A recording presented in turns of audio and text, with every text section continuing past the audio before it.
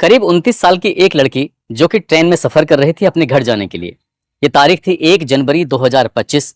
जब वो सफर कर रही थी, इसी बीच में उसके बैग में कुछ खाने का सामान रखा हुआ था और जैसे उसने उसे खाना शुरू किया, अचानक ही उसके सामने वाली बर्थ पर एक लड़का लेटा हुआ था। उस लड़के पर उसकी नजर पड़ जाती है। लड़का उसको एक टकटक के लगाए देख रहा था। लड़की ने इधर उधर नजर बचाने की कोशिश की। उस लड़की ने फिर देखा तो फिर भी लड़का वो देख रहा था। तभी उस लड़की ने कहा उससे कि अगर तुम्हें खाना है तो आप खा सकते हो। जब लड़की ने उस लड़के को ऑफर दिया तो उसने कहा नहीं नहीं, बस मैं ऐसे ही देख रहा था। जब ऐसे ही बातचीत का सिलसिला दोनों के बीच में शुरू होता है। बात यहां तक शुरू होती है कि दोनों ने के पास जो खाने की चीजें थी वो एक दूसरे से शेयर भी करते हैं। फिर दोनों एक दूसरे की जिंदगी के बारे में बातचीत करना शुरू कर देते हैं। लड़का क्या काम करता है, कहाँ जा रहा है, कहाँ से आ रहा है। लड़की क्या काम करती है, कहाँ जा रही है और कहाँ से आ रही है। लड़की ने बताया कि मैं सिविल जज की तैयारी कर रही हूँ और मुझे जज बनना है। लड़का ये बात सुनने के बाद बड़ा इंप्रेस होता है। ये सफर तो पूरा हो जाता है। लड़की अपने घर चली जाती है, लड़का अपने घर चला जाता है। एक बार फिर से इसी ट्रेन में, सेम ट्रेन थी, लड़की अकेली सफर कर रही थी और सफर करते करते कब वो गायब हो जाती है उसका पता ही नहीं चलता। दरअसल वो सफर उसका कभी पूरा नहीं होता है और जब पूरा होता है तो लोगों को बड़ा आश्चर्य हो रहा था। उस लड़की को ढूंढने के लिए 4 जिलों की पुलिस, 2000 से ज्यादा सीसीटीवी कैमरे खंगाले जाते हैं। आखिरकार वो लड़की इस देश नहीं बल्कि दूसरे देश पहुंच जाती है। जब वापस लौट कर आती है तो लोगों को यकीन नहीं हो रहा था। संभवतः ये मध्य प्रदेश के इंदौर शहर की एक ऐसी कहानी है जो राजा रघुवंशी के बाद सबसे ज्यादा चर्चाओं में रहती है। आदाब, नमस्कार, सत श्री अकाल। मैं उस्मान सैफी। आज की जो सच्ची घटना मैं आपको सुनाने जा रहा हूं, ये सच्ची घटना है मध्य प्रदेश के इंदौर रेलवे स्टेशन की। 7 अगस्त 2025 की शाम लगभग 3 बजे के आसपास का वक्त हो रहा था। 29 साल की एक लड़की, नाम उसका अर्चना तिवारी होता है, जो कि अपनी ट्रेन का इंतजार कर रही थी। उसकी ट्रेन जो कि नर्मदा एक्सप्रेस होती है, गाड़ी नंबर 18,233 होता है। इसे जाना था इंदौर से बिलासपुर, लेकिन रास्ते में ही उसका एक स्टेशन पड़ता है जो लगभग इंदौर से 600 किलोमीटर दूर कटनी लगता है। वो इंतजार कर रही थी और 4:10 के आसपास यहां से इस रेलवे स्टेशन से ट्रेन अपने गंतव्य के लिए चल देती है।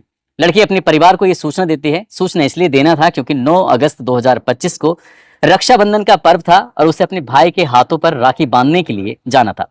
आखिरकार जब ट्रेन का सफर शुरू होता है, जो रास्ते में खाने पीने का सामान था वो खाती पीती है और रात के 10:15 के आसपास का वक्त हो रहा था। अर्चना तिवारी ने अपनी माँ को फोन लगाया ये बताने के लिए कि वो भोपाल के आसपास पहुंच चुकी है। अब वो बात नहीं करेगी क्योंकि वो आराम करेगी। वो कहती है कि भैया को सुबह ही 6:50 के आसपास आप कटनी के रेलवे स्टेशन पर भेज देना, क्योंकि वो मुझे लेने के लिए आ जाएगा और मैं फिलहाल आराम कर लेती हूँ। माँ और बेटी की बातें चल रही थी। उसके बाद उसका जो नंबर था अचानक ही बंद हो जाता है, लेकिन उसने पहले ही इशारा कर दिया था कि सुबह को भेज देना, यानी कि 8 अगस्त 2025 की सुबह 6:50 से पहले ही उसका भाई रेलवे स्टेशन पर अपनी बहन का इंतजार कर रहा था। और जो ट्रेन थी नर्मदा एक्सप्रेस, वो अपनी निर्धारित समय सीमा पर स्टेशन पर पहुंच जाती है। भाई लगातार इंतजार करता रहता है। उसमें से बहुत सारे मुसाफिर थे जो उतरे थे, लेकिन बहन नहीं उतरी। वो परेशान हो जाता है। इससे पहले कि वो कुछ देखता पड़ताल करता, उस जगह पर पहुंचता जो लड़की की जो कोच था वो B3 था और साथ ही जो सीट नंबर होता है वो भी 3 होता है, जो कि बिल्कुल एकदम खिड़की के पास में ही होता है, यानी कि दरवाजे के पास में होता है। अब ऐसी स्थिति में जब उसका भाई देखकर परेशान हो जाता है, तत्काल ही वो अपनी माँ से कहता है कि माँ, अर्चना तो दिखाई नहीं दे रही है, वो आई नहीं है स्टेशन पे, क्या करूं। भाई जब परेशान होता है तो माँ एकदम सोच में पड़ जाती है कि क्या करूं, क्योंकि उसके पति तो है नहीं। अब ऐसी स्थिति में हो तो क्या हो, बेटी का अचानक से गायब होना, 29 साल की वो बेटी। तभी उसे याद आता है कि जो अगला स्टेशन है, अगला स्टेशन यानी कि उमरिया स्टेशन पर वो अपने भाई को फोन करती है और भाई को फोन करके कहती है कि भैया देखो, अर्चना वहां से चली थी कटनी के लिए, लेकिन अभी पहुंची नहीं है और ये स्टेशन पे यहाँ से निकल गया कटनी। अब की बार जो स्टेशन आएगा वो उमरिया आएगा, आप देखना B3 कोच है और साथ ही उसकी सीट नंबर है वो भी 3 है, आप देख लीजिए। भाई पहले से ही उस स्टेशन पर मौजूद हो जाता है। ट्रेन आती है और ट्रेन आने के बाद जैसे ही अर्चना के मामा ने उस सीट पर पहुंचते हैं B3 पर, तो वहां पर उसका बैग रखा हुआ था, सामान तो रखा हुआ था, लेकिन अर्चना दिखाई नहीं दे रही थी। आसपास के जितने भी लोग थे उन सबसे पूछा जाता है कि ये लड़की थी, यहाँ पर लेटी हुई थी, बैठी हुई थी, इसका जो सामान रखा हुआ है, अर्चना नाम है इसका, 29 साल की इसके आसपास की उम्र है, क्या आपने देखी है। आसपास के जितने भी लोग थे सभी लोगों से बारी बारी से बातचीत की जाती है, लेकिन कोई सही से जवाब नहीं दे पा रहा था। किसी ने कहा कि मैंने देखा, किसी ने कहा नहीं देखा, तो कब देखा, किस वक्त देखा, तो सबको याद तो नहीं आ रहा था। लेकिन जैसे जैसे जानकारी मिल रही थी वैसे फिर सीटी, उसका जो नर्मदा एक्सप्रेस रेलगाड़ी का विजिल था, सीटी थी, वो बच जाती है। ये बताने के लिए अब हम आगे चलने लगते हैं। बस इतना था। उसके बाद उसका मामा उतर जाता है सामान लेकर, वो सीधा ही जीआरपी जाता है। साथ ही अपनी बहन से कहता है कि अर्चना का सामान तो मिल गया है लेकिन अर्चना नहीं मिली, क्या करें क्या ना करें। तभी घर वाले परेशान हो जाते हैं, घर वालों की सांसें फूल जाती हैं, पैरों के तले जमीन खिसक जाती है कि आखिरकार जवान बेटी कहाँ गई, क्या हुआ, क्या उसके पूरे बैग के एक एक सामान को देखा जाता है, कहीं ऐसा तो नहीं है कि वो कहीं उसके साथ गलत हो गया हो या गलत करने की कोशिश की हो। कुछ भी तमाम तरह के कयास थे जो लगाए जा रहे थे। फिर वे पहुंच जाते हैं जीआरपी थाने, और जीआरपी थाने जाने के बाद बताते हैं कि उनकी बेटी है, नाम उसका अर्चना तिवारी है, जो कि पेशे से वकील है और इंदौर में रहकर सिविल जज की तैयारी कर रही थी। वहां एक सत्कार गर्ल्स हॉस्टल है, वहां पर रहती है और वो रक्षाबंधन का पर्व मनाने के लिए कटनी आ रही थी। उससे आखिरी बार जो बातचीत हुई है वो 7 अगस्त 2025 की रात लगभग 10:15 के आसपास बात हुई है। उसके बाद फिर बातचीत होती नहीं है, उसका नंबर बंद आ जाता है। अब इसके बाद जब पुलिस वालों ने इस मामले को थोड़ा गंभीरता से लिया और कहा कि बिल्कुल परेशान होने की जरूरत नहीं है, हम हर संभव कोशिश करेंगे इस लड़की को तलाश करने में। इस लड़की का जो मोबाइल था उसकी सीडीआर निकलवाई जाती है, सीडीआर इन कॉल डेटा रिकॉर्ड, साथ ही उसकी लोकेशन निकलवाई जाती है। तो इस लड़की की आखिरी जो लोकेशन थी वो इटारसी रेलवे स्टेशन की थी। यहां से वो कहां गई होगी ये बस पता लगाने की कोशिश कर रहे थे। जैसे ही सोशल मीडिया पर काम करने वाले इन्फ्लुएंसर होते हैं, या मीडिया से जुड़े हुए लोग होते हैं, या प्रिंट मीडिया वाले होते हैं, या इलेक्ट्रॉनिक मीडिया वाले होते हैं, जैसे जैसे उन्हें ये बात पता चल रही थी वैसे वैसे मामला बहुत ज्यादा सुर्खियां पकड़ने लगता है, हाईलाइट होने लगता है। अब हर कोई इस मामले के बारे में जानने की कोशिश में जुट जाता है कि आखिरकार अर्चना तिवारी कहाँ गई, कहाँ नहीं गई, क्या हुआ। तभी लोगों को याद आने लगता है कि अभी पिछले दिनों एक और मामला इंदौर शहर से बड़ा हाईलाइट हुआ था, सोनम रघुवंशी का और राजा रघुवंशी का।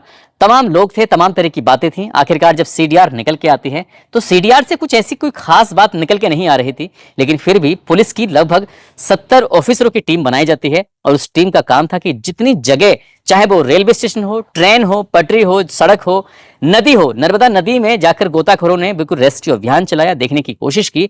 पता नहीं चलता, सड़क के एक एक हिस्से को देखा जाता है, गांव हो या शहर हो, ये रास्ते जहां जहां तक जा सकते थे वहां वहां तक उन 70 पुलिस वालों ने अपने सोर्सेस के माध्यम से हर तरह से ये लड़की के बारे में पता करने की कोशिश की, लेकिन पता नहीं चल पा रहा था। 7 तारीख को वो गायब होती है। 8, 9, 10, 11, 12, 13 इस तरह से लगातार चल रहे थे। जैसे जैसे वक्त आगे बढ़ रहा था वैसे वैसे मामला बहुत ज्यादा हाईलाइट हो रहा था। अब देश की मेन स्ट्रीम मीडिया ने भी इस मामले को देखना शुरू किया, ये पड़ताल करनी शुरू की, आखिरकार लड़की कहाँ है, क्या हुआ है इस लड़की के साथ। अब किसी ने ये अंदाजा लगाया कि वो परेशान होगी, उसने नर्मदा नदी में कूदकर शायद कुछ ऐसा हादसा हो गया होगा।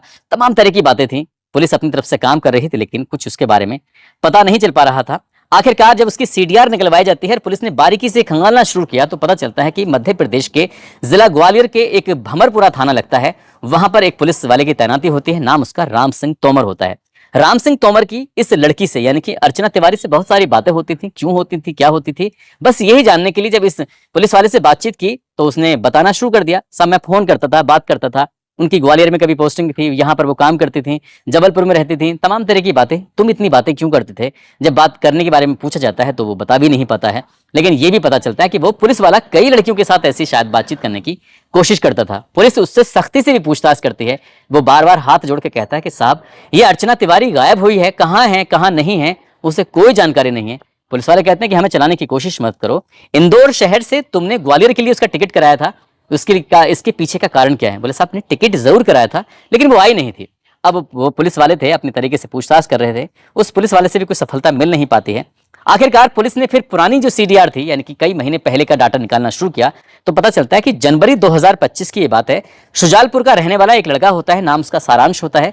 सारांश की जब शुरुआत में तो बहुत सारी बातें होती थी और अचानक बातचीत बंद हो जाती है। पुलिस को लगता है कि यहां से भी कुछ ना कुछ देखते हैं। अब सारांश का पता करने की कोशिश की जाती है तो ये पता चलता है सारांश शुजालपुर में अपने घर पे ही मिल जाएगा, यानी कि उसका मोबाइल नंबर घर पे ही था। लेकिन जब उसे बारे में पता किया जाता है, फोन घर पर था, वो घर पे नहीं था।